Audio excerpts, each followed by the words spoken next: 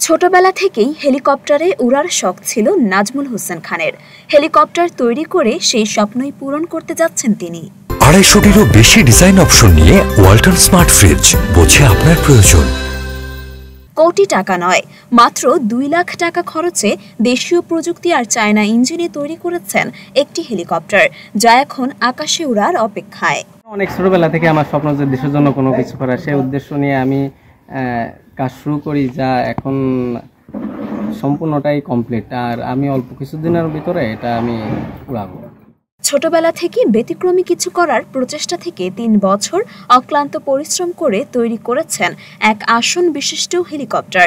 নিজের স্বপ্ন থেকে নাজমুল ওয়েবসাইটের সহযোগিতায় জ্ঞান অর্জন করে দেশীয় প্রযুক্তিতে তৈরি করেছেন স্বপ্নের যান।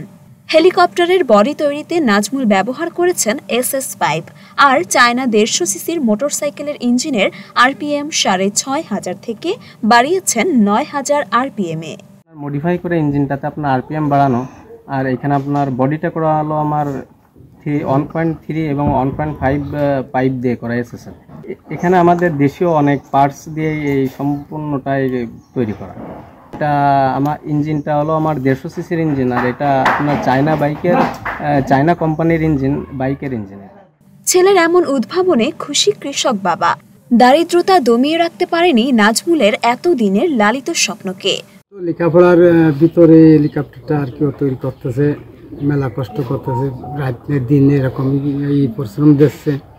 আর্থিক টাকা পয়সা যেটা লাগেছে ওটা তো আমরাই বহন করেছি আমার ছেলের। তারপরে এখন এই পর্যন্ত আরও একটা আর্থিক সমস্যা আছে, আমি গরিব মানুষ। তারপরেও যদি সরকারি কোনো একটা পায়, স্বীকৃতি পায়, তাহলে আরও উন্নত কিছু করতে পারবে, সে বেরেন আল্লাহর মতো আছে। নাজমুলের হেলিকপ্টারটি দেখতে প্রতিদিনই ভিড় করছেন অসংখ্য মানুষ। হেলিকপ্টার তৈরির এই যাত্রায় তার পাশেও দাঁড়িয়েছিলেন প্রতিবেশীরা। ছোটবেলায় থেকে জিনিস তৈরি করার প্রতি একটা আলাদা আগ্রহ, আর যার পরীক্ষিতে সে এরকম একটা হেলিকপ্টার তৈরি করতে পারছে। আমার বন্ধু এটা করছে, এটা আমরা খুব খুশি, আর আমরা চাই এটা আরও ডেভেলপ করতে পারে, যাতে আমাদের দেশের উন্নয়নমূলক কাজে যাতে এটা ব্যবহার করতে পারে, আমরা এই প্রত্যাশা। এখন আকাশে ওড়ার অপেক্ষায় নাজমুলের হেলিকপ্টার, তবে এর জন্য প্রয়োজন আরও নিরাপত্তা সরঞ্জাম।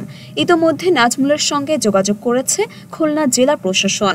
কিছুদিনের মধ্যে প্রয়োজনীয় সরঞ্জাম, নিরাপত্তা ব্যবস্থা এবং বৃষ্টি কমলে হেলিকপ্টার উড়ানো সম্ভব হবে।